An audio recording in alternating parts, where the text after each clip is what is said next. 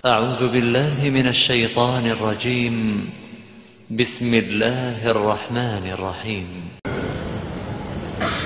أعوذ بالله من الشيطان الرجيم. بسم الله الرحمن الرحيم. Yang sama kita hormati dan insya Allah dimuliakan oleh Allah, Tuan Guru Besar kita yang mulia Dr. Kiai Haji Mustafa Umar LCMM. Semoga Allah berkahi umurnya untuk senantiasa membimbing kita dalam Al-Quran, dalam rangka mencerdaskan otak kiri dan otak kanan kita untuk memuji Allah, tunduk kepada Allah, mengikuti Rasulullah Muhammad SAW. Para alim ulama yang saya tidak menyebut nama satu persatu, tetapi tidak mengurangi rasa hormat saya. Semoga semua menjadi dalam limpahan kasih sayang serta rahmat Allah Subhanahu wa Ta'ala. Sahabat saya, guru pedalaman dari Kepulauan Meranti, Ustaz Ahmad Fauzi, yang menjadi bagian dari pandangan saya untuk bersama-sama membangun Indonesia dengan dakwah dimulai dari pedalaman. Pada malam hari ini juga hadir guru spiritual pribadi saya, Wakil Bupati Kepulauan Meranti. Subhanallah, saya menjadi cemburu seorang pejabat daerah menggunakan jabatannya untuk berdakwah di tengah-tengah masyarakat yang jauh dari perantauan. Tuan-tuan dan puan-puan jamaah hadirin semuanya dalam limpahan rahmat dan kasih sayang Allah Subhanahu wa Ta'ala. Sebelum saya menyampaikan ceramah, ada pengumuman untuk kita semua bahwa ada 6 orang yang tidak boleh menjawab salam saya malam hari. Saya ulangi, ada 6 orang yang tidak boleh menjawab salam saya malam hari ini. Yang pertama adalah orang gila. Yang kedua orang tuli. Yang ketiga orang bisu. Yang keempat orang yang sedang tidur. Yang kelima orang kafir, dan yang keenam adalah orang mati. Semoga 6 orang itu tidak ada di sini. Assalamualaikum warahmatullahi wabarakatuh.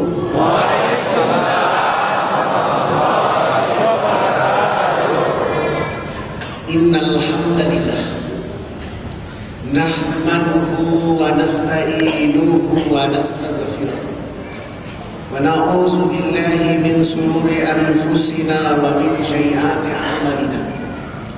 May yahdihillahu fala mudilla lahu wa may yudlil fala hadiya lahu. Wa man lam yaj'al lahu nuran fama lahu min nur. Asyhadu an la ilaha illallah wahdahu la syarika lah wa asyhadu anna Muhammadan abduhu wa rasuluh alladzi adal amanah wa ballaga rasala wa nasaha lil ummah wa jahada fil haqqi jihad wa tarakana mahajjatal bayyinah ila ilma kana hanifa. Allahumma salli wa sallim wa barik ala sayyidina wa maulana Muhammad wa ala alihi wa ashabihi wa man tabi'ahum bi ihsan ila yaumiddin. Tidak ada kalimat sesempurna rasa syukur kepada Allah Tabaraka wa Ta'ala. Oleh karena tidak ada yang berjanji dengan kita untuk bertemu di tempat yang mulia ini, kecuali sudah menjadi rencana Allah Subhanahu wa Ta'ala. Pujian itu hanya kepada Allah Rabbul Alamin. Oleh karena dengan segala ridha dan rahmat Allah, Allah menggerakkan jiwa dan raga kita untuk berkumpul, bertemu, bersilaturahmi Semoga dengan duduknya kita di majelis ini seperti duduk di dipan surganya Allah Subhanahu wa taala. Salam dan salawat kepada manusia agung, dai yang terdahsyat dari Allah Subhanahu wa taala, dai yang termulia dari Allah Subhanahu wa taala, mubalik tersempurna dari Allah Subhanahu wa taala, Rasulullah Muhammad sallallahu alaihi wasallam. Walau malam ini kita tidak duduk dengan Rasulullah Muhammad sallallahu alaihi wasallam, walau malam ini kita tidak mendengar kata-kata langsung dari Rasulullah Muhammad sallallahu alaihi wasallam, walau malam ini kita tidak menatap wajah Rasulullah Muhammad sallallahu alaihi wasallam, tetapi warisannya Rasulullah sallallahu alaihi wasallam membuat mampu kita berduyung-duyung berkumpul bertemu di tempat ini. Semoga kita mampu melanjutkan warisan ini, memegang warisan ini, bersama warisan ini, sehingga ridha dan rahmat Allah menyertai perjalanan kehidupan kita. Dan dengan warisan ini telah kita mendapat syafaat dari Rasulullah Muhammad SAW. Salam dan selawat pun kepada keluarga Rasulullah, sahabat-sahabat setia Rasulullah Muhammad SAW, tabi'in, guru-guru kita, ulama-ulama kita, mujahid-mujahid bangsa Indonesia yang pada masa lalu mereka malu dengan Islam yang mereka miliki ketika mereka dijajah oleh penjajah 350 tahun, penjajah yang wilayahnya luas hanya 429 km dengan penduduk 9 juta. Dia mendiami Indonesia selama 350 tahun. Mereka berkibar dengan semangat, wa'tasimu bihablillahi jami'a. Lalu mereka berikrar untuk menjadikan negeri ini Indonesia.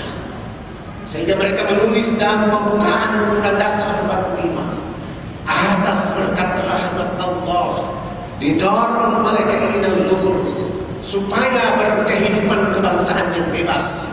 Rahmat itu tiba untuk bangsa Indonesia tercinta. Walau hari ini, saat ini kita menuju 70 tahun Indonesia merdeka, di sana sini masih ada ketimpangan, di sana sini masih ada ketidakadilan, di sana sini masih banyak belum masyarakat kita yang menyentuh dengan Islam. Tapi mereka menulis dalam sebuah puisi, kami mati muda, pekerjaan belum selesai, belum apa-apa. Pekerjaan belum selesai, itulah pekerjaan yang tersempurna, yaitu dakwah. Hari ini sebagian kita, hari ini sebagian anak bangsa memberi pandangan tentang dakwah hanya milik mereka yang lulus dari pesantren, lulus dari sekolah-sekolah Islam, lulus dari perguruan-perguruan tinggi Islam, lulus dari Timur Tengah, yang latar belakangnya adalah perguruan tinggi Islam. Padahal dakwah adalah pekerjaan yang paling bergengsi dari Allah daripada pekerjaan-pekerjaan lain yang ada di atas muka bumi. Ketika pekerjaan bergengsi ini diantarakan oleh setiap umat Muhammad SAW, maka pekerjaan bergengsi ini akan memberikan energi, memberikan ruhiyah, membangun semangat bahwa hanya nama Allah, hanya kepada Allah, hanya untuk Allah. Sehingga pandangan para dai yang melakukan pekerjaan bergengsi itu tidak merindukan Allah, tidak merindukan tempat tidur yang indah, tidak merindukan penghormatan tepuk tangan, tetapi mereka justru merindukan penghinaan, cacian, cemoohan, fitnah, penjara, panah, peluru, bahkan tombak ke hadapan tubuh mereka. Mereka merindukannya seperti nabinya mereka, Rasulullah SAW, yang merindukan dakwah, tapi hadiahnya adalah lempar-lempar dari orang-orang yang tidak mengertikannya.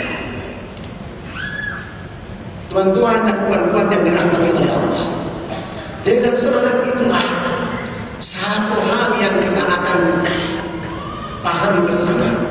Ada sindiran dari orang-orang pedalaman ketika nanti dia memiliki kiamat di hadapan Allah. Allah menghukum mereka masuk ke dalam nerakanya Allah. Mereka mengatakan kepada Allah Subhanahu wa taala, Allah sungguh tidak adil memasukkan kami ke dalam neraka-Mu. Allah bertanya kepada mereka, mengapa kamu berkata demikian? Tidak ada orang yang mengerti Islam datang kepada kami menyampaikan dakwah. Oleh itu, saya latar belakang saya bukan seperti guru besar kita. SD, SMP, SMA, S1 ekonomi, S2 ekonomi. Dan program S3 saya bicara tentang pembangunan desa, tidak ada hubungan dengan Islam sedikit. Tapi ketika saya kembali dari Fakultas Ekonomi di Makassar, saya keliling kampung-kampung dan saya melihat ada pekerjaan yang belum selesai dari pemerintah daerah. Tetapi saya menghadapi ujian dari Allah berupa berhadapan dengan Ketua Dewan Gereja Provinsi Riau Jaya agar saya tidak boleh tinggal di Jayapura. Mulai dengan kekuatan untuk berusaha mengusir saya dari kota Jayapura oleh karena setiap saat saya bicara Islam di tengah-tengah kehidupan masyarakat yang banyak itu. Supaya saya memutuskan hubungan dia membenci saya selesai sholat subuh. Saya berusaha datang ke rumah beliau. Kebetulan beliau bernama Pendeta Alphonse.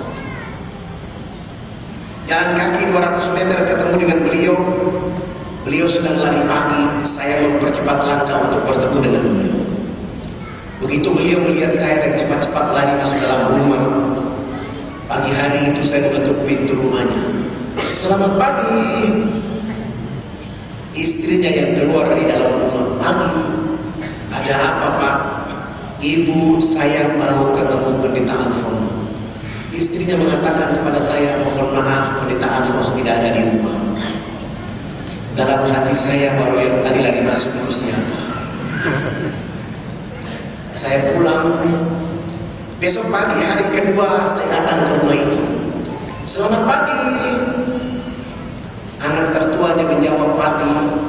Mohon maaf, Bapak tidak ada di rumah.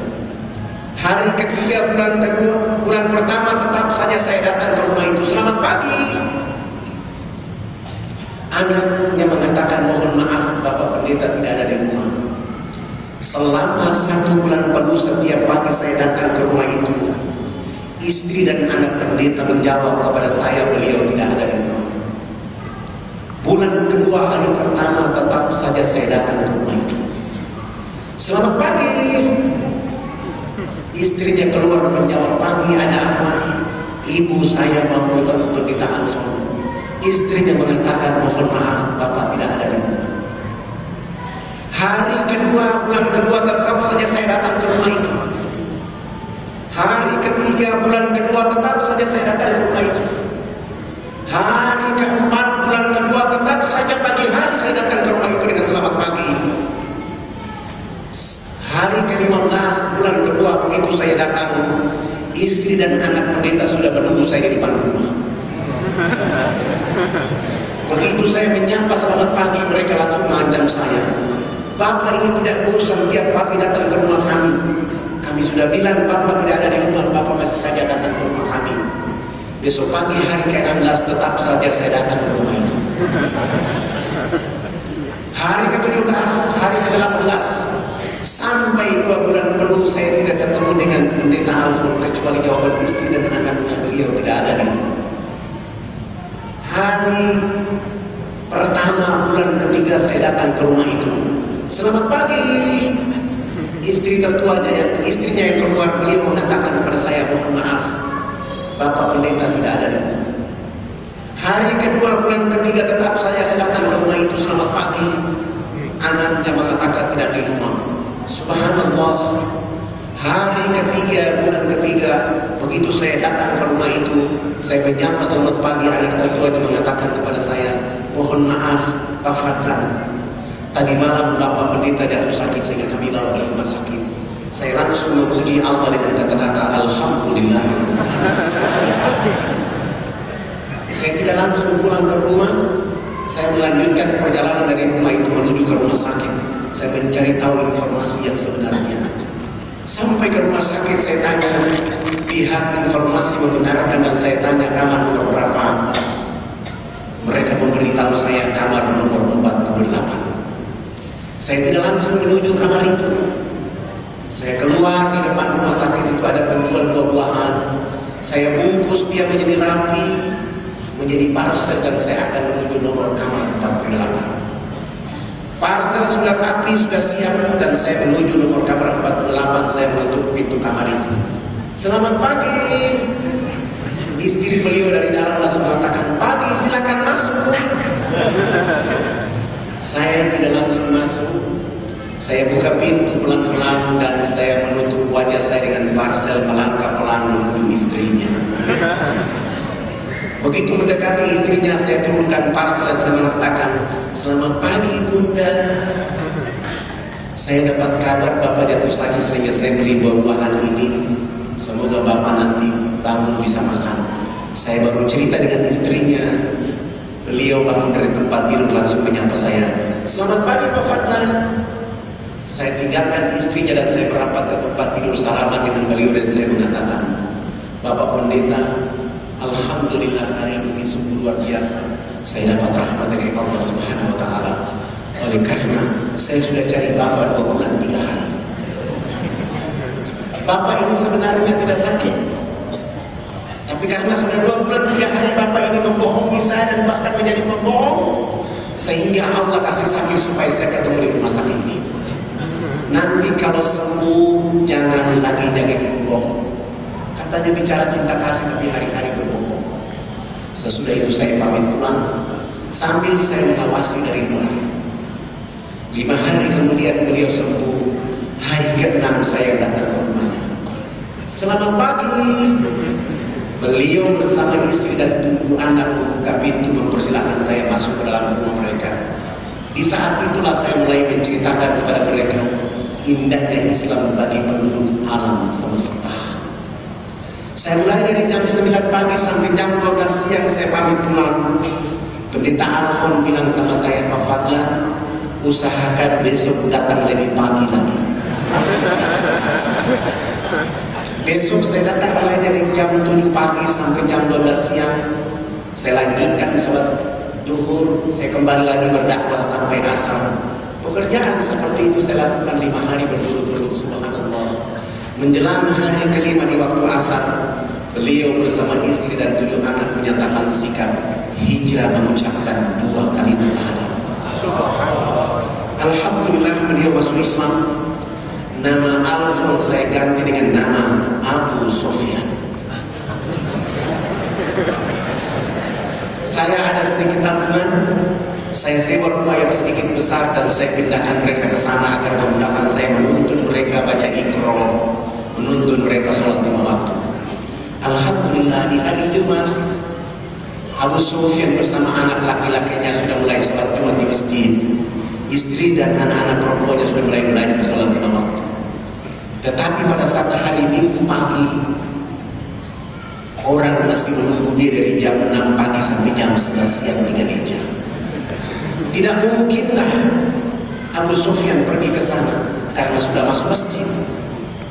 Ributlah Jayapura tahun 82, akhirnya putusan terakhir Fadlan ditahan tanpa proses BAP, masuk penjara selama 3 bulan. Alhamdulillah. Menikmati 3 bulan itu selesai, saya melanjutkan perjalanan lagi untuk keluar dari penjara, tetap saja berdakwah. Saya bergeser dari Jayapura ke wilayahnya kurang lebih 179 km dari Jayapura. Begitu kami menuju ke kampung ini, belum mulai berdakwah, ternyata sudah ada informasi terlebih dahulu kepada orang yang ada di kampung itu. Akhirnya kepala suku memberi hadiah tombak di betis kaki kiri saya. Dan akhirnya saya terjatuh. Para dai menyelamatkan dan mencabut tombak dari betis kaki saya dan membawa lari saya ke rumah sakit. Saya harus tidur di rumah sakit selama 3 bulan. Setelah sehat walafiat, saya bilang sama para dai, kita kembali lagi ke kampung itu. Akhirnya kami kembali ke kampung ini. Begitu kami datang ke kampung ini, kepala suku yang melukai betis saya justru jatuh sakit. Saya bilang sama para dai, kita bawa kepala suku ini ke rumah sakit dan kita rawat dia di rumah sakit. Beliau bersama istri dan anak-anaknya kami bawa dan merawat selama 2 minggu di rumah sakit.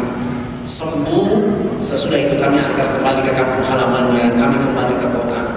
1 minggu kemudian kami kembali ke kampung itu, memulai dakwah. Beliau bersama keluarga dan 15 kepala keluarga di kampung itu pun hijrah mengucapkan 2 kalimat syahadat. Ribut lagi Jayapura tahun 83, Fadlan ditahan lagi untuk masuk penjara selama 6 bulan. Alhamdulillah, menikmati ini dengan senang, happy karena Allah dan dakwah ini. Saya bergeser lagi mendapat ke atas pundak Jayapura. Subhanallah, dalam waktu 3 bulan saja ada 30 kepala keluarga pun mendapat hidayah dan hijrah mengucapkan 2 kalimat syahadat. Ribut lagi Jayapura, Fadlan ditahan lagi untuk masuk penjara selama 9 bulan. Alhamdulillah, menikmati ini dengan tenang, happy. Hari terakhir dari bulan ke-9 Fadlan keluar. Sebelum keluar dari hari terakhir bulan ke-9 itu, orang yang menahan Fadlan di 3 bulan yang pertama, 6 bulan yang kedua, dan 9 bulan yang ketiga dia datang, dia buka tembok penjara itu dan dia maki-maki saya di sini. Ruangan ini tidak ada orang lain yang masuk kecuali Anda. Kenapa Anda tidak takut dengan penjara ini? Saya jawab beliau, Abang, saya bukan maling, saya bukan pembunuh, saya bukan pemberontak. Saya hanya ingin mencerdaskan saudara-saudara saya di negeri ini dan agar pasti tunduk kepada Allah dan pasti mengikuti Rasulullah Muhammad SAW. Tidak apa-apa abang menangkap saya lagi, tidak apa-apa, silakan. Tapi abang ingat, esok lusa abang akan ditangkap oleh Allah dan disiksa oleh Allah habis-habisan. Bahasa saya ini membuat dia ketakutan. Dan dia bilang sama saya, jangan kau kasih takut-takut saya. Dengan bahasa ini akhirnya dia tidak bawa pulang saya ke pos dakwah saya. Justru beliau bawa pulang saya ke rumahnya. Setiba saya di rumahnya, beliau menyuruh istri dan 5 anak bersama beliau di ruang tamu, lalu saya mendakwai mereka. Dakwah paling tercepat adalah kali ini. 8 jam kemudian beliau bersama istri dan 5 anak pun hijrah mengucapkan 2 kalimat syahadat. Saya mulai berpikir, ternyata pekerjaan bergengsi itu kalau dilakukan, konsekuensinya adalah berhadapan dengan orang yang tidak mengerti dengan dakwah. Ketika orang tidak mengerti dengan dakwah itu, hadiahnya adalah penjara, hadiahnya adalah tombak, hadiahnya adalah fitnah, hadiahnya ancaman, hadiahnya pengusiran. Tapi bagi saya dan teman-teman saya di Irian Jaya atau luar, ketika berhadapan dengan cemoohan, saya mengatakan itu adalah kapsul untuk terus bangkit menyampaikan kalimat Allah kepada orang yang ada di pedalaman-pedalaman. Ancaman bukan tantangan, tombak bukan persoalan, tapi itu adalah energi untuk bagaimana menyampaikan kalimat Allah kepada orang yang membenci kita. Saya mulai berpikir dan mencari tahu bagaimana berdakwah lebih jauh lagi. Kami mencoba untuk jalan kaki dari Jayapura ke Wamena. Jarak Jayapura Wamena jalan kaki 3 bulan baru sampai. Tapi ini pekerjaan urgensi. Mengukur antara Mekah dan Madinah. Rasulullah dalam keadaan dikejar, tandus, air susah. Sementara negeri ini hanya Allah menyediakan air yang sangat luar biasa jernihnya. Makanan pun Allah sediakan berupa rusa, burung yang bisa kita tembak, bisa kita panah dan jadikan menjadi bahan makanan dalam perjalanan dakwah itu. Lalu kami 20 orang mencoba memulai jalan kaki untuk menyampaikan kalimat La ilaha illallah buat saudara-saudara kita yang berada di sana.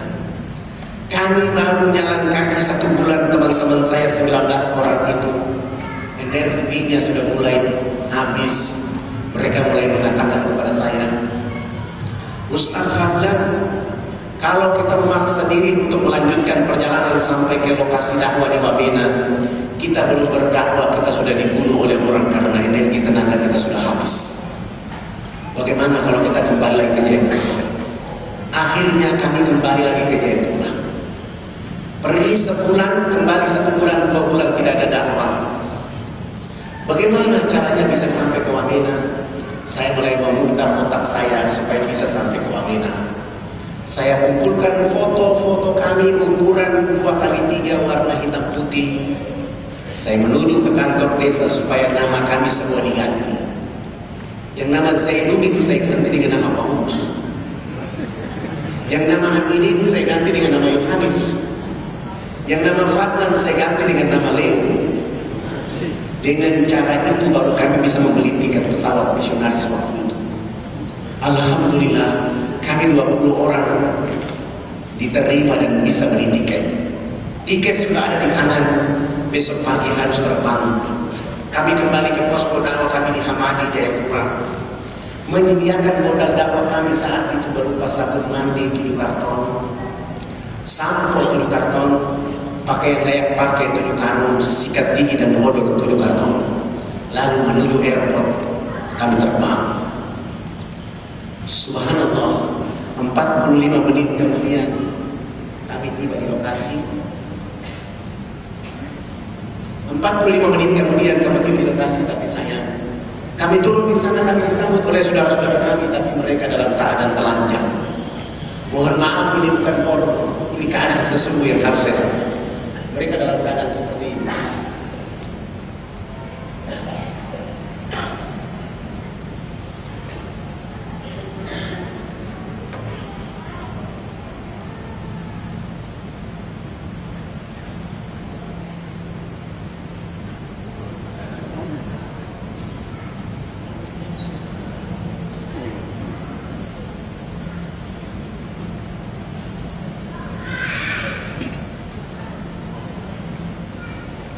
Begitu kami melihat kondisi seperti ini, saya mulai instruksikan kepada para dai. 1 minggu pertama tidak boleh kita bicara dakwah, tapi kita melakukan hubungan interaksi sosial dengan mereka. Setelah bermain dengan mereka, kami menyatu dengan mereka, mereka menyatu dengan kami, dan saya tanya kepada mereka, kenapa sampai kalian telanjang seperti ini? Kepala-kepala suku itu menjawab kepada saya, kami dilarang tidak boleh pakai baju. Pakaian yang kami pakai hari ini akan menjadi pakaian yang paling mahal harganya atas nama kebudayaan. Setelah mereka dalam keadaan kondisi seperti tadi, saudara-saudara kita itu tidak dilarang tidak boleh mandi menggunakan air bersih. Mereka hanya boleh mandi dengan melulurkan tubuh badannya dengan minyak atau lemak babi. Dari baginya dia makan, minyaknya dia gosok pada tubuh badannya. Jarak 500 meter dari arah mata angin, kita yang hancur, bau yang sangat tidak enak. Setelah kondisi sudah telanjang, tidak mandi, orang asing itu juga membawa minuman keras dari Australia melalui Port Moresby dibawa masuk ke pedalaman. Kasih minum saudara-saudara kita, mereka minum, mereka mabuk, ada yang teler tidur dengan babi dalam kandang. Ada ibu-ibu kita yang melahirkan di sana seperti binatang yang beranak di bawah pohon. Begitu bayinya keluar dari rahimnya, untuk memutuskan hari-hari dengan bayi menggunakan ujung batu yang tajam.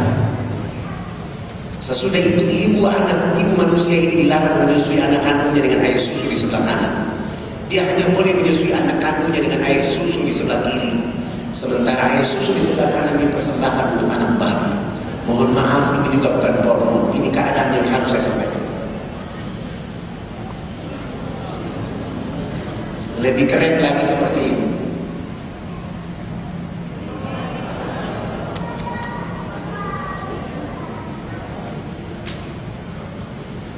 Begitu melihat keadaan ini, saya mulai bilang sama para dai, tidak ada agama lain yang bisa merubah keadaan ini. Tidak ada jalan lain untuk bisa merubah situasi kondisi seperti ini kecuali dakwah. Dakwah yang bisa merubah masyarakat seperti ini. Dakwah yang bisa menghadirkan peradaban bagi kehidupan masyarakat seperti ini. Lalu saya mentadaburi Surat 16, surat An-Nahl ayat 1, 2, 5. Serulah manusia ke jalan agama Rabbmu dengan arif, bijaksana, penuh hikmah. Ajari mereka dengan hikmah. Berdebat, berdialog dengan hikmah. Saya mengolahnya dengan cara menggunakan sabun mandi. Minggu kedua hari pertama saya mulai mengajak kepala suku besarnya. Kami bawa dia ke sungai. Setibanya di sungai saya bilang sama bapak kepala suku, OTK-nya dibuka dulu. Setelah OTK dibuka, kami 20 orang bersama beliau 21 orang jebur masuk dalam sungai pagi-pagi itu. Sesudah itu naik, saya perintahkan 19 dai berdiri di depan dengan sabunnya masing-masing. Saya dan kepala suku berdiri di belakang mereka dan saya ambil 2 sabun. Satu sabun saya serahkan ke kepala suku, satu sabun saya pegang dan saya bilang sama bapak kepala suku, bapak kepala suku ikut gerakan-gerakan kami. Begitu kami gosok sabun di sebelah kanan, kepala suku ikut gosok sabun di sebelah kanan. Begitu kami gosok sabun di sebelah kiri, kepala suku ikut gosok sabun di sebelah kiri. Tubuh badan kami sudah penuh dengan busa sabun. Saya menarik sabun dari tangan kepala suku, saya ganti dengan sabun 1 botol. Rambut kami orang Irian itu kalau belum kena air dengan sampo itu rambut tenang-tenang saja. Begitu kepala suku dia siram sampo di atas rambutnya, dia keramas. Rambut keribu-keriting itu dia mekar kayak bunga yang berkembang. Sehingga busa sampo itu makin tinggi. Begitu busa sampo makin tinggi jatuh kena hidung kepala suku, dia mencium hang dari busa sampo langsung pergi, tidak mau lagi bilas dengan air. Begitu dia jalan, kepala suku anak para dai mengatakan, bapak kepala suku harus digosok siram dengan air. Kepala suku menjawab, tidak anak, ini wangi. Rupanya selama hidupnya baru pertama mencium bau harum. 6 hari berturut-turut mandi tidak pernah bilas dengan air. Di hari ke-6, begitu dia datang buka potekan jebur bersama kami masuk ke dalam sungai. Sesudah itu dia gosok sabun, gosok sampo, dia pasang poteka dan berjalan. Kelihatan kayak kuntilanak yang berjalan. Busa itu berjalan kena matahari, kering di tubuh badan. Kepala suku ini langsung ke kebun bekerja seperti biasa seorang petani. Jam 2 siang dia pulang ke rumah. Perjalanan pulang ke rumah Allah turunkan rahmat berupa hujan kena di tubuh badannya. Busa sampo dan sabun yang tadi kering itu muncul kembali. Beliau gosok-gosok sampai busa sabun dan sampo itu hilang. Tiba di rumah tidur dari jam 3 sore sampai jam 9 pagi hari berikutnya. Pagi-pagi kami datang ke rumahnya. Selamat pagi bapak kepala suku. Beliau langsung angkat bicara. Anak, mandi yang benar itu yang anak ajarkan. Bapak kemarin dimandikan sang pencipta sehingga bapak tidur menjadi enak. Selama ini bapak belum pernah tidur enak seperti tadi malam. Oh, bagaimana kalau pagi ini bapak ikut kami mandi? Dengan senang hati beliau ikut kami ke sungai mandi, resmi dinas, naik tidur dari jam 9 pagi sampai jam 3 sore hari itu. Begitu dia bangun tidur, di sana ada kecerdasan, di sana ada pencerahan. Dia mulai kampanye kepada wilayah adat beliau. Besok pagi yang berkumpul di lapangan dekat sungai itu sebanyak 3.712 orang. Tua, muda, besar, kecil, laki, perempuan, untuk mengikuti materi mandi menggunakan sabun mandi yang kami bawa dari mereka. Subhanallah, sabun dulu karton itu tidak cukup. Terpaksa satu sabun dibagi 4 dan memulai pelajaran mandi buat saudara-saudara kita di sana. Mengajarkan mereka dari jam 8 pagi sampai waktu zuhur belum tuntas semuanya. Akhirnya saya bilang sama kepala suku besar, bapak kepala suku, saya mohon yang sudah mandi jangan pulang, yang belum mandi juga jangan pulang. Nanti kami selesai sholat zuhur, kami akan melanjutkan pelajaran mandi. Kami 20 orang itu wudhu selesai, kami Kami sudah buat panggung 1 minggu di tengah-tengah lapangan itu menjadi musola kami karena tidak bisa sholat di atas tanah karena babi sangat banyak. Kami 20 orang dai di atas panggung, salah satu dai dia qomat lalu saya takbir. Allahu Akbar. 19 dai itu pun takbir.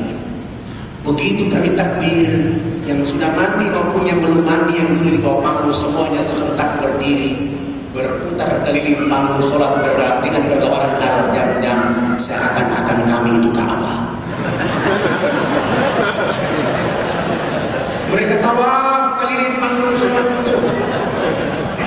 Ternyata apa yang mereka lakukan, tawaf keliling panggung sholat itu untuk memperhatikan gerakan-gerakan sholat duhur yang kami lakukan.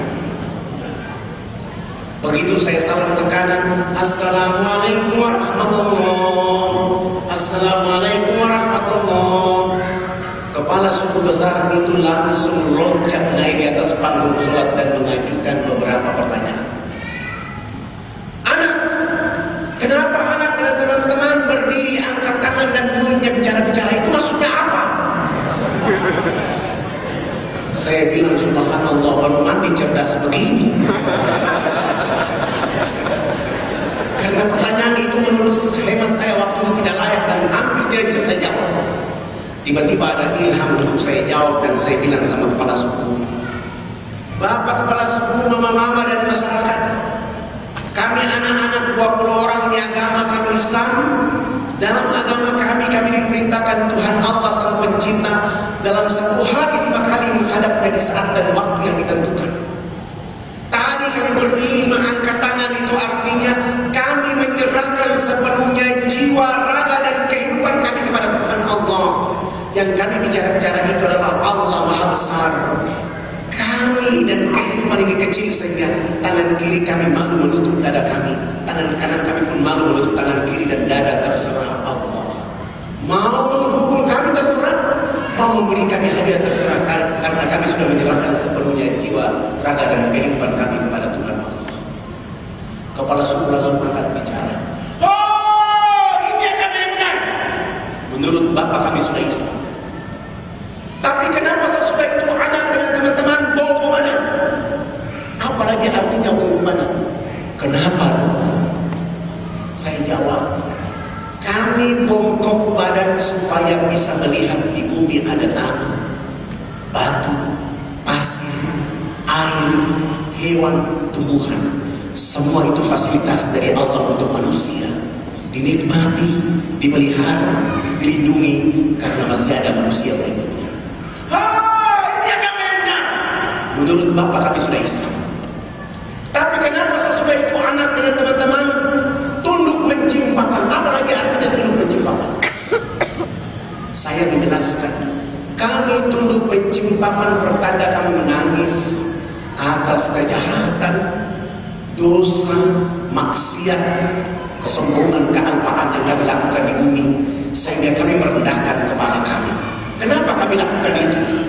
Sebentar kami mati nanti, kulit, daging, darah, tulang akan dilebur menjadi tanah. Sebelum dilebur menjadi tanah, kami menyatukan telapak tangan, kepala, lutut dan kaki, menangis minta ampun kepada Dia, Allah yang Maha Tinggi. Tapi kenapa sesudah itu anak dengan teman-teman lihat ke sebelah kanan mulutnya bicara-bicara, lihat ke sebelah kiri masih bicara-bicara?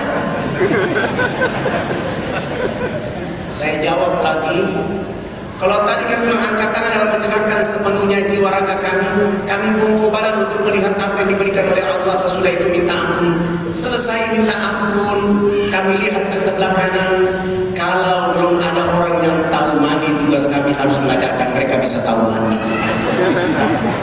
Melihat ke sebelah kanan, kalau belum ada orang yang tahu berpakaian, tugas kami mencari pakaian untuk menutup tubuh badannya dengan pakaian. Melihat ke sebelah kanan, kalau ada yang sakit, tugas kami mencari obat. Ada yang lapar, tugas kami mencari makan. Sesudah itu melihat ke sebelah kiri, kalau di tempat ini belum ada orang yang mengenal Allah dan Rasulnya, tugas kami hadir di tempat ini untuk mengajarkan nama Allah dan Rasulnya kepada mereka. Begitu mendengar penjelasan saya yang sederhana dan singkat itu kepada mereka, kepala suku besar langsung mempersilahkan kami 20 orang tidak boleh duduk di atas panggung. Kami disuruh duduk bersama 3.712 orang di bawah itu.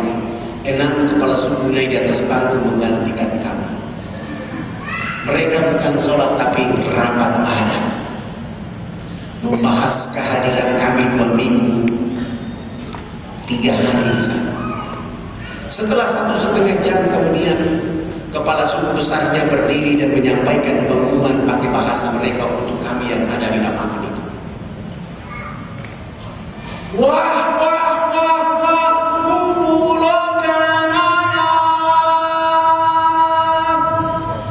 saya ini orang hak-hak, saya tidak tahu bahasa itu.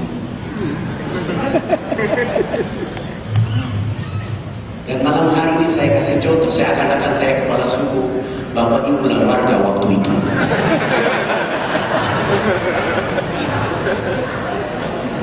Lalu saya tanya kepada orang yang ada di samping saya apa yang dimaksud oleh kepala suku. Ternyata artinya yang sangat spektakuler buat kami 20 orang di saat itu. Terjemahannya sangat indah buat kami.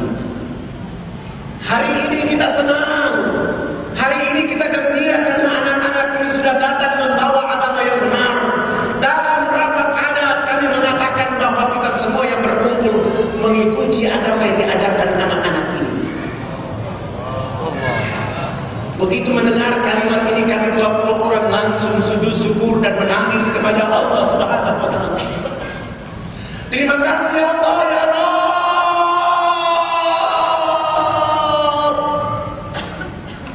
Kami belum mengajarkan nama ke dalam dada mereka.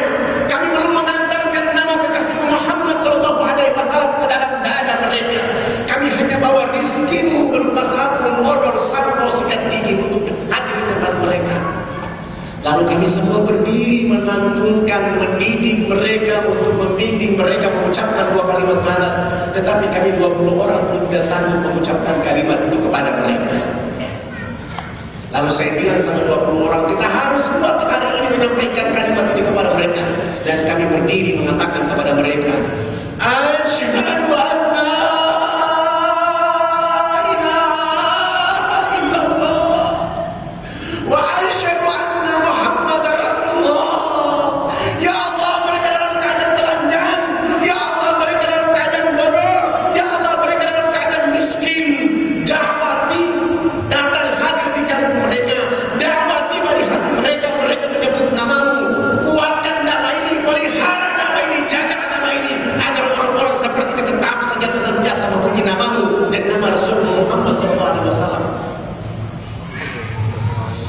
3.712 orang itu mengucapkan 2 kalimat syahadat tanpa beban sedikit. Dan saya bertanya kepada kami 20 orang, ada di antara kita yang punya ilmu? Tidak. Hidayah min Allah Subhanahu wa taala. Kami hanya mengantarnya dengan sabun mandi. Kami hanya mengantarnya dengan sampo. Setelah mereka mengucapkan 2 kalimat syahadat, pekerjaan berikut yang kami lakukan adalah mengganti nama-nama mereka. Yang nama Wilhelmus kami ganti dengan nama Zainuddin. Yang nama Markus kami ganti dengan nama Jamaluddin. Yang nama Paulus kami ganti dengan nama Abidin. Dan itu nama-nama yang keren untuk orang Irian masuk Islam. Sebab sangat lucu kalau orang Irian masuk Islam, rambutnya keriting, badannya hitam kering, dipanggil Sutrisno. Kalau dia masuk Islam, rambutnya keriting, badannya hitam kering, dipanggil Cece. Tidak cocok. Tapi Abidin, Musa, Ibrahim, Jamaluddin, insya Allah tepat buat mereka. Setelah mengganti nama-nama mereka, pekerjaan berikut yang kami lakukan adalah melaksanakan hitangan masal mulai dari umur 7 bulan sampai umur 63 tahun. Tidak usah Bapak Ibu bayangkan bagaimana tingginya kuit itu. Waktu itu kami dibantu oleh ayahanda Kolonel Dr. Mulia Tarmizi dengan angkatan laut yang bersama kami menghitam saudara-saudara kita di sana. Subhanallah. Sesudah menghitam dan kami mendapat amanah dari beliau supaya segera mengantar kepala-kepala suku menghadap Presiden Soeharto di Jakarta. Subhanallah, kepala-kepala suku sudah mulai pakai celana panjang, sudah bisa pakai kemeja, bahkan sudah pakai jas. Tetapi mereka belum bisa pakai sepatu karena ukuran kakinya nomor 47 waktu itu. Selama hidup belum pernah mengenal alas kaki, begitu syahadat tahu alas kaki. Tak ada sepatu jenis itu di sana. Terpaksa kami menggunakan sendal jepit swallow kelebihan tumit. Kami bawa mereka naik pesawat dari Wamena, Jayapura menuju Makassar terus ke Jakarta. Alhamdulillah, sampai di Wisma Haji kami istirahat. Pagi-pagi kami ke istana. Pak Harto mengatakan dia berkenan menerima kami, tetapi bukan di istana, melainkan di rumahnya di Jalan Cendana. Selesai sholat asar kami datang ke Cendana. Kepala negara menyambut kehadiran kepala-kepala suku, berpelukan. Sesudah itu kami dibawa masuk ke dalam ruang makan, dikasih minum, dikasih oleh-oleh. Sesudah itu Pak Harto minta kepala suku besar konferensi pers. Lalu kepala suku besar konferensi pers, Bapak tidak pantas jadi presiden. Presiden macam apa hanya bangun Makassar? Presiden macam apa hanya bangun Jakarta? Pemilu nanti saya akan bicara supaya Haji Muhammad Soeharto tidak boleh lagi dipilih jadi presiden. Kepala suku bicara pakai bahasa Wamena, Pak Harto juga tidak tahu.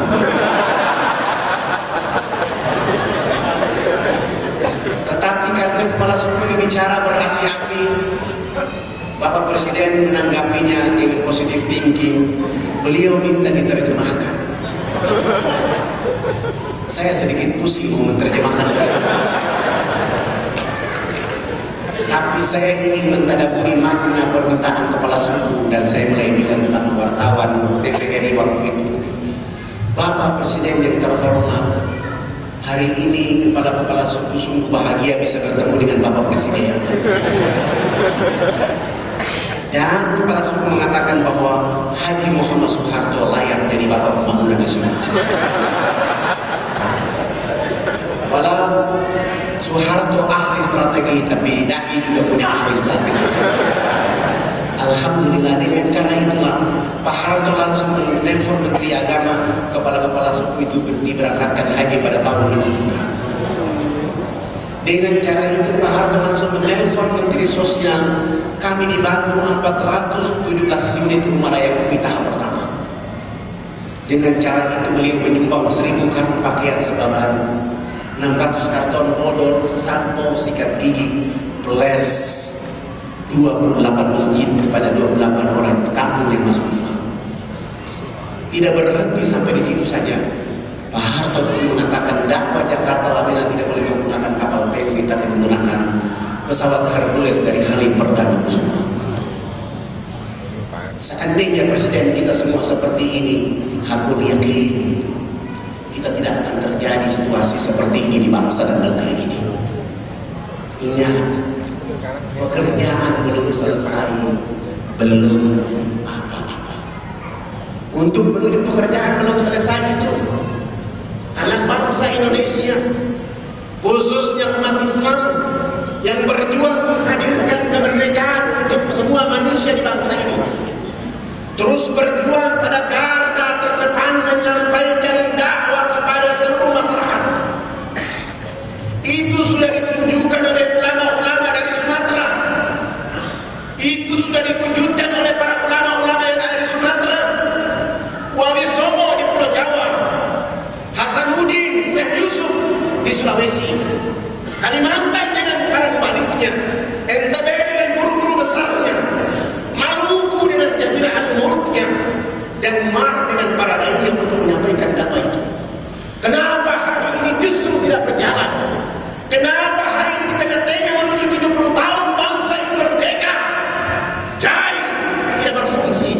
Mereka hanya ada di kota karena amplop, karena pujian. Bahkan ada sebagian dai yang menjadikan dakwah menjadi lapangan mencari kehidupan, sehingga mereka kabar menawar dengan horor tentang dakwah. Sebenarnya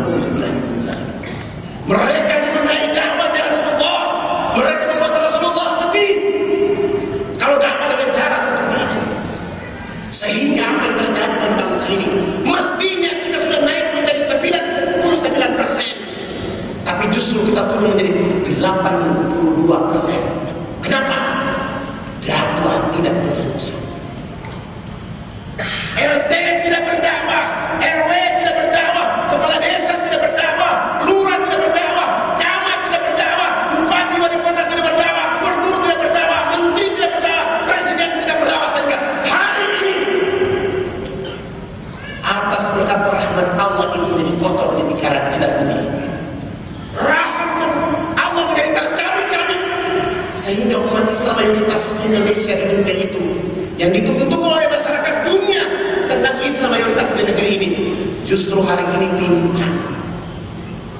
Kenapa? Dakwah tidak berfungsi, dakwah tidak jalan, dakwah terhina. Bahkan guru-guru ngaji kita yang ada di kampung-kampung dihargai dengan Rp1.000 mengajarkan huruf alif, ba, ta, sa. Sementara kursus bahasa Inggris 1 juta pun mampu dibayar oleh umat Islam. Tapi mengantarkan anak menuju surga justru dihargai dengan Rp1.000. Itu kesalahan besar ada pada umat Islam. Tidak usah kita menyalahkan orang lain dalam kehidupan berbangsa dan bernegara. Ada di dalam umat Islam itu sendiri. Ada dalam tubuh umat Islam itu sendiri. Sehingga hari ini lihat dakwah tetap pincang. Malu ada dai yang ingin tidur di hotel yang mewah, mengukur-ukur kasur yang empuk, padahal Rasulullah sallallahu alaihi wasallam wa atmamtu alaikum nikmati, dia berdakwah walaupun mengganjal perutnya dengan batu. Rasulullah berdakwah walau tidur di atas lebah korma. Rasulullah berdakwah walaupun hinaan menyertai perjalanan dakwahnya. Dia tidak pernah mengeluh, dia tidak pernah bertanya. Rasulullah tidak bertanya tempat tidur mana yang paling cocok untukku, AC atau tidak, siapa yang aku temui, harus aku temui. Justru hari ini kita membuat Rasulullah sedih dengan dakwah. Maka mari wahai umat Islam, wahai masyarakat muslimin di Pekanbaru, Riau dan seluruhnya, untuk menghadirkan keberkahan ini, untuk menciptakan rahmat yang datang, untuk menciptakan kita menjadi orang yang bisa mendapatkan rahmat dengan pasti. Lanjutkan warisan Rasulullah ini. Tidak boleh berhenti. Jangan sampai ketika kita berhadapan dengan sebuah tantangan yang sangat ringan, kita langsung mengundurkan diri dari telaga-telaga dakwah yang ditinggalkan Rasulullah SAW. Telaga-telaga dakwah yang diwariskan Rasulullah SAW. Para sahabat tidak pernah bertanya itu. Para ulama tidak pernah bertanya itu. Tapi kenapa hari ini di negeri kita, di alam kemerdekaan ini justru kita mengotori dakwah itu sendiri. Bahkan di antara kita juga malu menyampaikan kalimat ini ketika kita berada di tengah-tengah kehidupan berbangsa dan bernegara. Potret ini harus kita ambil karena Allah Subhanahu wa taala mengingatkan kita dalam surat 3 ayat 140. Ketika perang Uhud, kamu terluka. Orang kafir juga terluka pada saat perang Badar. Allah pergilirkan masa kejayaan dan kehinaan itu pada manusia. Saat inilah, di 70 tahun inilah kita memberi penghargaan kepada para pejuang bangsa Indonesia yang mereka menulis agar bangsa ini memiliki bangsa tauhid, bangsa yang berketuhanan dan Maha Esa, punya Tuhan Allah bersama. Ketika kita memiliki bangsa yang bertauhid seperti ini, kenapa akidah dan tauhid justru luntur, justru tidak jalan, justru tidak ada artinya di tengah-tengah mayoritasan kita? Sampai-sampai Rasulullah SAW bersabda, kamu mayoritas tapi kamu bagaikan buih di laut, kamu bagaikan kertas sendal plastik yang terombang-ambing di laut. Arus ke utara ikut ke utara, arus ke selatan ikut ke selatan, arus ke timur ikut ke timur, arus ke barat ikut ke barat. Kamu seperti orang yang sedang menggerogoti makanan. Kamu banyak tapi tidak ada dirinya, oleh karena dalam diri kalian ada penyakit wahan, yaitu luhut dunia, wahai. Kita terlalu cinta kepada dunia saja, pekerjaan bergengsi ini biarkan kita lalaikan, terabaikan, sehingga apa yang terjadi bagi bangsa ini justru kita menemukan pemimpin pun tidak kita dapatkan, oleh karena tidak ada orang yang berani bicara dakwah di tengah-tengah kehidupan. Marilah kita sadarkan diri bersama, marilah kita evaluasi keadaan hidup kita bersama, marilah kita pantau kekurangan apa yang pada bangsa ini, maka kita berikan kepada bangsa ini dengan dakwah, bukan dengan kekerasan. Sekali lagi, dakwah bukan dengan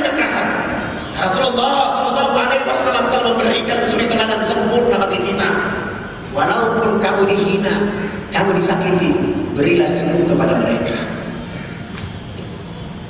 Walau kamu dibenci, walau kamu disakiti, doakan mereka agar mereka mendapatkan petunjuk. Itulah dakwah. Dakwah pertama kepada umat Islam untuk memperkaya akidah dan tauhid, memperkokoh akidah dan tauhid.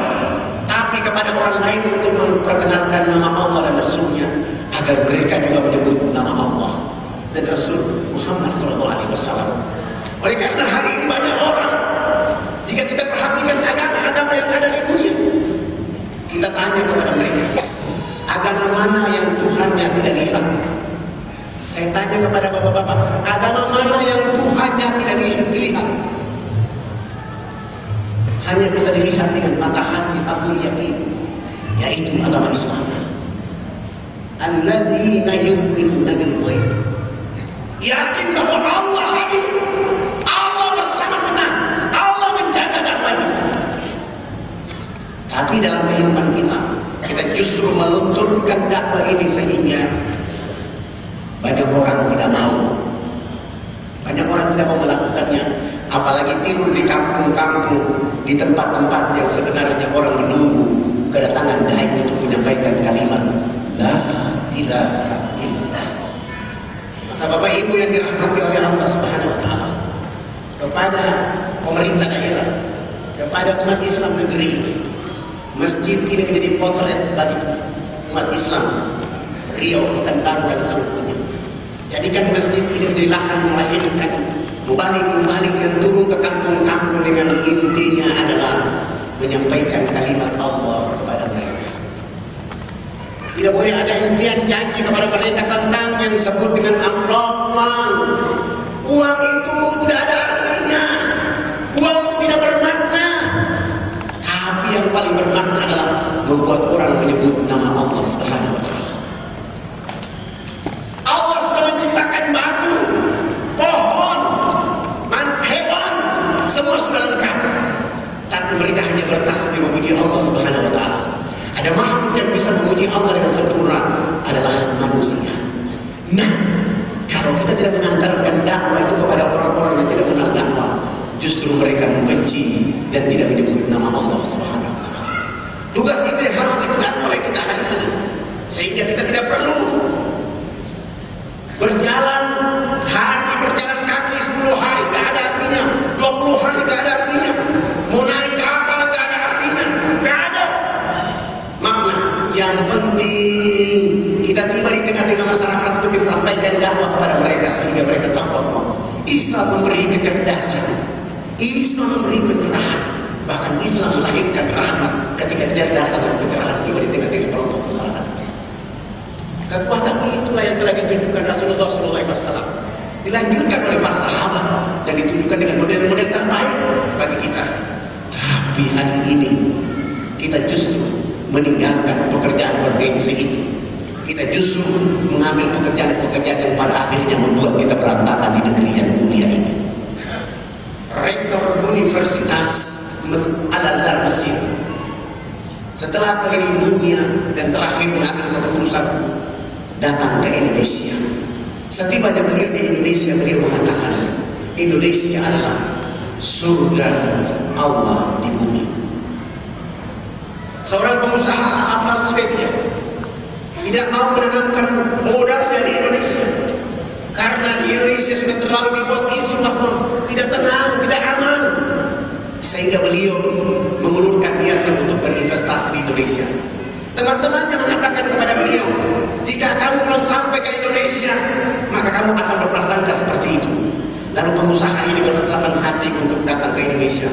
Begitu dia sampai ke Indonesia, dia mengatakan, setelah keliling dari Sabang sampai ke Merauke, beliau mengatakan, ternyata Indonesia adalah surga yang dititipkan di bumi. Kenapa di tengah-tengah surga itu kita tidak mendapatkan surga itu? Kenapa kita dari mayoritas muslim di negeri ini tidak mendapatkan surga itu? Justru orang dari luar yang melihat surga itu, sementara yang kita dalam surga tidak melihat surga itu. Karena pekerjaan bergengsi ini tertutup di hati kita semua. Pekerjaan bergengsi ini tertutup di pendengaran kita semua. Pekerjaan bergengsi tertutup dalam pandangan kita semua, sehingga kita bebankan pekerjaan bergengsi hanya kepada orang-orang tertentu saja. Padahal dakwah tidak boleh berhenti, sedikit waktu pun tidak boleh berhenti. Kepada saudara-saudara, jangan sampai nanti kita pensiun baru kita beri waktu untuk Islam. Tidak boleh. Selama nyawa ada di kandung mana, dakwah kita berjalan. Waktu kita beri sepenuhnya untuk anak ini, supaya orang tahu. Rasulullah mengajarkan itu kepada kita, supaya orang tahu bahwa para sahabat melanjutkan itu pada perjalanan kehidupan kita. Maka mari bersama dengan kekuatan ini, dengan satu niat. Wa'tasimu bihablillah jami'an. Kita tidak boleh terpecah-pecah karena ada khilafiyah sehingga membuat hari ini orang gampang, mudah memanfaatkan kita untuk membuat kita bercerai berai. Hari ini orang masuk karena melihat khilafiyah kita, sehingga hari ini membuat kita tidak ketemu dalam pekerjaan yang bergengsi itu. Hari ini dengan adanya kontaminasi dan kontradiksi dari orang-orang yang tidak mengerti dengan dakwah itu, sehingga hari ini kita lihat apa yang terjadi di tengah kehidupan kita. Bapak Ibu yang dirahmati oleh Allah Subhanahu wa Ta'ala, banyak cara untuk melakukan dakwah dengan kehidupan. Saya ketika masuk kepada laman Nabire, untuk jalan kaki dari Nabire ini menuju Edaro Bali, kami harus jalan kaki 12 kali karena tidak boleh naik pesawat lagi. Wajah kami sudah diketahui oleh gereja karena kami sudah pernah membohongi mereka. Akhirnya mau dan tidak mau harus jalan kaki. Bagaimana bisa sampai ke sana? Pengalaman kami jalan kaki sampai ke lokasi. Saya berdakwah selama 3 bulan hanya 1 orang yang masuk Islam. Saya mengambil keputusan saya harus kembali ke Nabire dan mencari bantuan ke Pulau Jawa. Hari itu saya berketetapan hati ke Jawa Timur, ketemu pengurus masjid Sunan Ampel. Saya minta tolong supaya setiap jamaah yang datang ke Sunan Ampel memberi dukungan sabun mandi, pakai odol, sikat gigi dan sabun. Alhamdulillah 1 bulan kemudian 600 karton pakai 200 karton sampo, odol dan sikat gigi. Dan saya mau pulang ke Irian berdakwah. Ketika mau pulang ke Irian berdakwah, adalah salah satu Ustaz alumni Yayan Sunan Ampel, orang Jawa Timur itu minta izin untuk bantu berdakwah. Saya bilang sama beliau, antum ikut saya berdakwah ini ikhlas atau tanya amplop?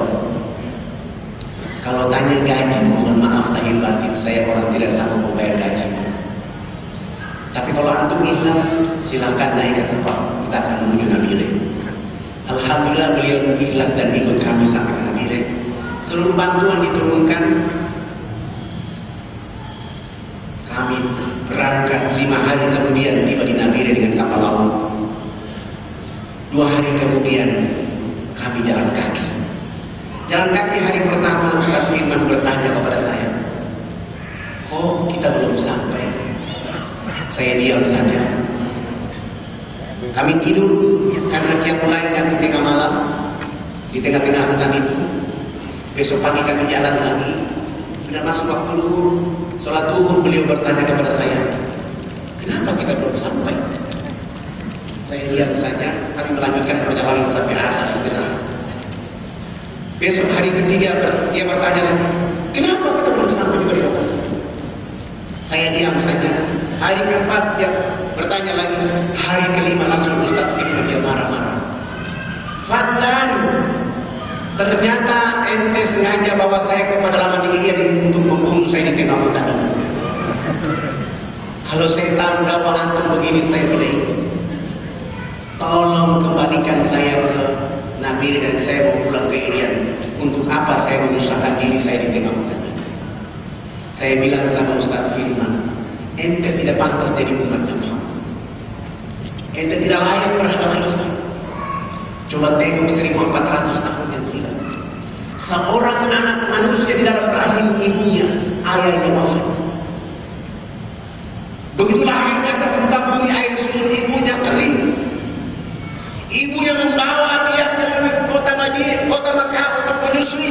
Orang Makkah waktu itu melarang tidak boleh menyusui bayi yang tidak ada bapaknya. Kita perlu uang, kita perlu upah. Firman 6 tahun kemudian bayi ini dia menyaksikan ibu kandungnya diasuh oleh kakeknya Bani Talib. 2 tahun kemudian kakeknya pun dipanggil oleh Allah, wahai Firman, di sana ada Ja'far, di sana ada Ali. Muhammad sallallahu alaihi wasallam tidak pernah gentar sedikit pun dalam dakwah. Ente baru datang dari Jawa Timur, ente baru. Silakan antum pulang sendiri. Di sana ada binatang buas, ente mau mati aja. Sengaja saya bicara begitu supaya dia semangat. Dan pada akhirnya dia bilang sama saya, Pak Ustadz, kita jalan lagi. Kami jalan lagi sampai 12 hari tiba di lokasi. Kami berdakwah selama 3 bulan, tidak ada satupun yang masuk Islam kecuali orang yang pertama. Saya mulai panggil beliau dan saya bilang, Ustadz, tidak ada orang masuk Islam karena dia antum yang salah. Supaya membuat dakwah ini hidup, ada metode dakwah berikut yang harus saya sampaikan kepada antum. Bagaimana kalau anak nikahkan antum dengan anak kepala suku yang namanya Antum? Firman, saya tidak bicara gagah, ganteng, cantik. Saya bicara dakwah. Jangankan antum, saya yang orang ini juga tidak mau menikah dengan orang Islam. Tapi untuk konteks dakwah hari ini yang paling cocok orang antum.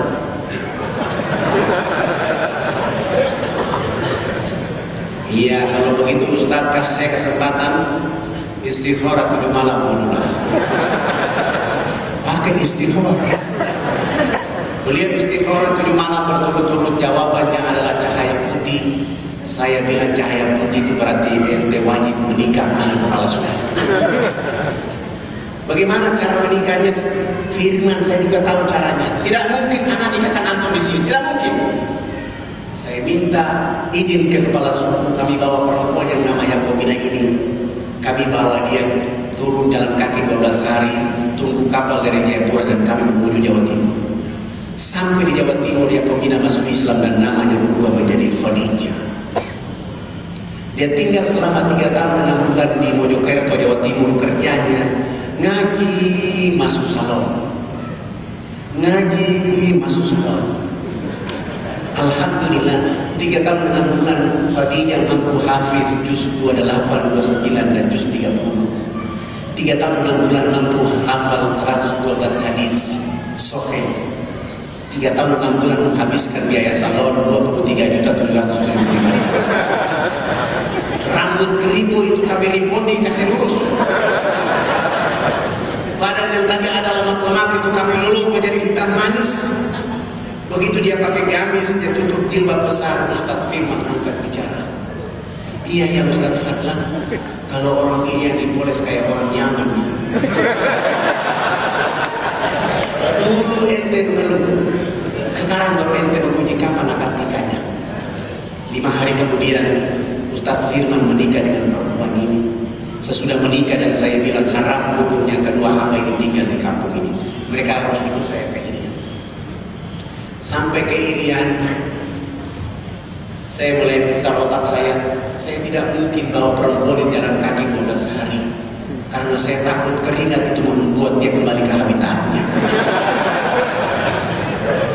Bagaimana caranya? Minta tolong sama Allah, curhat sama Allah. Saya bilang sama jamaah, selama 40 hari kita merawat sholat jamaah kita antara imam dan makmum tidak boleh putus takbir. Begitu takbir imam kita sama. Dan selama 40 hari bacaan Quran kita tidak boleh berhenti. Subhanallah. 55 hari kemudian ada instruksi bahwa teman-teman dari Angkatan Udara mau datang ke lokasi. Saya bawa diri melapor dan alhamdulillah kami 7 orang diterima. Begitu kami 7 orang yang terima, saya bilang sama suaminya Ustaz Firman, yang besok berdakwah bukan antum, bukan saya, tapi istri antum. Supaya dakwah ini hidup, istri antum besok pakai gamis putih, jilbab putih, kaos kaki putih, sepatu putih. Lalu kami datang ke airport dan terbang. 50 menit kemudian kami tiba di lokasi, ternyata di lokasi tidak ada air. Kami dilepas satu persatu dengan jaring turun ke bawah. Saya bilang sama petugas Hercules, penumpang yang terakhir turun perempuan ini. Ini minyak wangi begitu dia injak di jaring dan disiram minyak wangi. Ternyata begitu dia berdiri di tangga, jaring itu dilepas pelan-pelan turun. Balik-balik Hercules itu berputar sehingga anginnya kena di baju dan jilbabnya melambai-lambai. Orang dari bawah kampung berteriak, malaikat datang di kampung. Orang dari kebun, orang dari dalam rumah semua lari keluar, berkumpul di tengah lapangan itu. Dan perempuan yang bernama Khadijah ini dia ceramah. Saya ini dulu nama saya Yakominah. Saya bisa bicara seperti ini karena Islam telah membuat peradaban pada diri saya. Islam telah mengantarkan saya 3 tahun 6 bulan di negeri sana sehingga peradaban Islam masuk ke dalam diri saya sehingga saya berubah seperti ini. Saya tidak boleh tinggal lama-lama di negeri sana. Saya harus kembali ke kampung halaman ini karena hari ini saya lihat bapak ibu keluarga di kampung ini seperti binatang. Ini di tengah-tengah potensi tapi seperti binatang yang ada di sini. Dia ceramah kurang lebih 1,5 jam. Seorang ibu penginjil berdiri dan angkat tangan. Wahai Yakominah, hari ini kami bersedia masuk Islam, tetapi kami mau kami juga cantik seperti kamu. Mereka minta cantik. Ustaz Firman suaminya bilang sama saya, Pak Ustaz, mereka minta cantik ini kira-kira di tengah mencari salon mana yang mudah. Urusan salon urusan saya, yang penting mereka sudah ada lihat. Saya tinggalkan mereka di sana dan saya turun ke Nabire terus melanjutkan perjalanan ke Makassar. Silaturahmi dari masjid ke masjid, alhamdulillah dapat uang 35 juta. 15 juta saya mulai pakai belanja beras kencur, alat lulur, beli bonding dan lain-lain sebagainya. Setelah peralatan kecantikan itu sudah rapi, sudah siap, saya mulai cari salon mana yang bisa bantu dakwah. 3 bulan 10 juta. Alhamdulillah ada kelompok warga yang ikut dan kami bawa mereka sampai di Nabire, naik kapal laut, tunggu pesawat datang dan kami 20 orang. Saya kerja salon bersama kami terbang. 50 menit kemudian kami tiba di sana dan turun di lepas pati jari. Sesudah itu kami tidak berdakwah tapi kami mulai membangun bilik-bilik kecil sebanyak 10 buah, rumah-rumah kecil. Bilik yang pertama isinya cermin. Bilik yang kedua isinya tanah liat, bilik yang ketiga isinya sabun dan air, bilik keempat pekerja salon sudah ada di dalam, bilik kelima pekerja salon sampai bilik ke-9. Karena saudara-saudara kita di pedalaman itu belum pernah melihat wajahnya di cermin. Kami mulai membuat antrean ibu-ibu, perempuan-perempuan disuruh antrean. Ibu yang pertama begitu dia buka kain horden di bilik yang pertama, dia masukkan kepalanya dan dia buatnya di dalam ketakutan dan lari keluar.